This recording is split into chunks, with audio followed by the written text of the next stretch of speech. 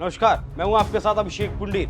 Global warming और प्रदूषण और कचरे ने काफी बड़े पैमाने पर दुनिया को मुसीबत में डाल रखा है। कई जानवर विलुप्त हो चुके हैं तो कई विलुप्त होने की कगार पर हैं। और इसके लिए वैज्ञानिकों का कहना है कि इंसान इस सब के लिए जिम्मेदार है। ऐसे अगर आपको विलुप्त या ना दिखने वाले जानवर या पक्षी दिख जाएं तो आप क्या करेंगे? ऐसा ही कुछ दिल्ली के आसमान में हुआ और एक पक्षी दिखा जिसे देखकर वैज्ञानिक भी हैरान रह गए। क्या है पूरा मामला, इस रिपोर्ट में देखिए।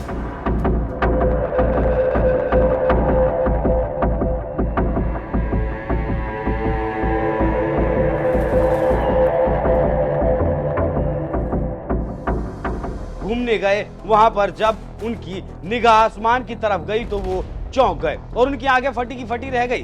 घूमने गए और वैज्ञानिक की माने तो ये गिद्ध दुर्लभ किस्म का गिद्ध है और ये गिद्ध 3 दशक बाद दिखा है। जानकारों की माने तो इस गिद्ध को 1969 में पहली बार देखा गया था और ठीक 54 साल बाद अब फिर दिखा है। घूमने गए वैज्ञानिक की माने तो इस गिद्धराज के साथ एक इजिप्शियन गिद्ध भी घूम रहा था। आप वीडियो देखिए पहले एक बार।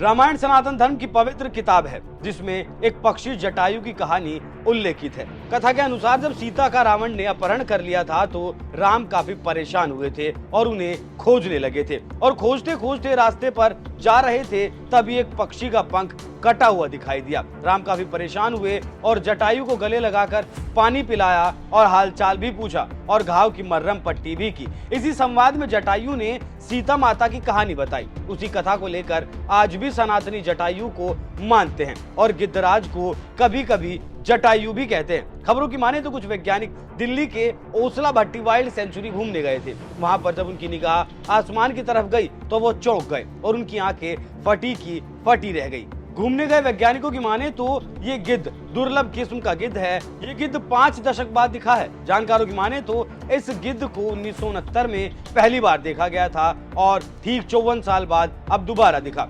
वैज्ञानिकों की माने तो इस गिद्धराज के साथ एक इजिप्शियन गिद्ध भी घूम रहा था। टाइम्स ऑफ इंडिया में छपी खबर की माने तो इस गिद्ध की तलाश करने वाले वैज्ञानिक का कहना है कि सुबह के समय बर्डिंग के लिए अच्छा समय नहीं होता है, लेकिन शिकारियों के लिए ये वक्त सही होता है। ये भारी पक्षी है और दिन के इस समय थर्मल करंट उन्हें कम ऊर्जा के साथ ऊंचाई हासिल करने में मदद करता है। हमने कुछ शिकारियों को उड़ते देखा। मैंने देखा कुछ काले चील एक बड़े शिकारी का पीछा कर रहे हैं। कुछ इजिप्शियन गिद्ध भी उनका पीछा कर रहे थे। ये थोड़ा नीचे आया तो मैंने कुछ तस्वीरें ली और अब इस पर रिसर्च चल रही है, लेकिन पर्यावरण के लिए काफी दिलचस्प है और खुशी की बात है। इसको और ध्यान देने की जरूरत है और जांच करने की जरूरत है ताकि इनकी आबादी बढ़ाई जा सके और इनका परिवार फिर से फल फूल सके। अब देखना होगा कि आगे होता क्या है और सरकार इस पर क्या दिलचस्पी दिखाती है। लेकिन दिल्ली में विलुप्त हो चुके किसी जटायु का आना काफी शुभ संकेत माना जा रहा है। आपको ये खबर कैसी लगी?